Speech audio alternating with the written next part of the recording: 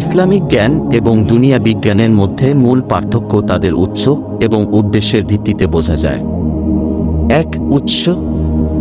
Islamic জ্ঞান এর উৎস প্রধানত কুরআন, হাদিস এবং ইসলামী স্কলারদের গবেষণা ও ব্যাখ্যা। এই জ্ঞান আল্লাহর দেওয়া নির্দেশনা এবং নবীদের শিক্ষার উপর ভিত্তি করে গড়ে ওঠে। দুনিয়া বিজ্ঞান এটি পর্যবেক্ষণ, পরীক্ষা, যুক্তি ও প্রমাণের ভিত্তিতে গড়ে ওঠে। এর উৎস মানবীয় অনুসন্ধান এবং গবেষণার মাধ্যমে পাওয়া বাস্তব জ্ঞান। 2. উদ্দেশ্য। ইসলামিক জ্ঞান আল্লাহর সন্তুষ্টি অর্জন, নৈতিক ও আধ্যাত্মিক উন্নতি এবং আখিরাতের পরকালের কল্যাণ লাভের উদ্দেশ্যে প্রয়োগ করা হয়। এটি ব্যক্তির জীবনযাত্রা ও আচরণকে সঠিক পথে পরিচালিত করতে সহায়ক। দুনিয়া বিজ্ঞান এটি মূলত প্রাকৃতিক জগৎ এবং এর বিভিন্ন দিক বোঝার জন্য ব্যবহৃত হয়। এর উদ্দেশ্য হচ্ছে প্রযুক্তিগত উন্নতি, জীবনমান উন্নত করা এবং প্রাকৃতিক ঘটনার ব্যাখ্যা দেওয়া। 3. প্রকৃতি। ইসলামিক জ্ঞান এটি ধ্রুবক এবং অপরিবর্তনীয়, কারণ এটি ঈশ্বরের পক্ষ থেকে আগত বলে বিশ্বাস করা হয়। এর মধ্যে রয়েছে আধ্যাত্মিক দিক নির্দেশনা এবং জীবনযাপনের নীতি।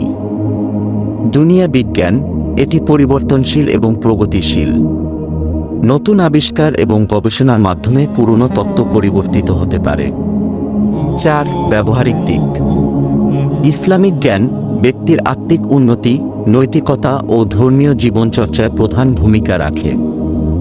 এর মাধ্যমে মানুষ স্রষ্টার সাথে সম্পর্ক গড়ে তোলে এবং ন্যায়ান্যায়ের ভিত্তিতে জীবনযাপন করে। দুনিয়া বিজ্ঞান প্রযুক্তি, চিকিৎসা, প্রকৌশল এবং অন্যান্য ক্ষেত্রে এর প্রয়োগ দেখা যায়, যা আমাদের দৈনন্দিন জীবনকে সহজ এবং উন্নত করে তোলে। 5. দৃষ্টিভঙ্গি। ইসলামিক জ্ঞান জগৎ এবং জীবনকে আধ্যাত্মিক দৃষ্টিকোণ থেকে ব্যাখ্যা করে, যেখানে দুনিয়ার জীবনের পর আখিরাতকে প্রাধান্য দেওয়া হয়।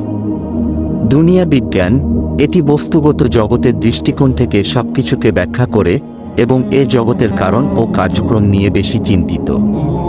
তবে ইসলামী দৃষ্টিকোণ থেকে দুনিয়ার বিজ্ঞান এবং ইসলামী জ্ঞান পরস্পর বিরোধী নয়, বরং বিজ্ঞানকে সৃষ্টিকর্তার সৃষ্টির গভীরতা বোঝার একটি উপায় হিসেবে দেখা হয়। ইসলাম গবেষণা এবং নতুন জ্ঞান অর্জনের প্রতি উৎসাহ দেয়, তবে তা অবশ্যই সঠিক নৈতিকতার মধ্যে থাকতে হবে।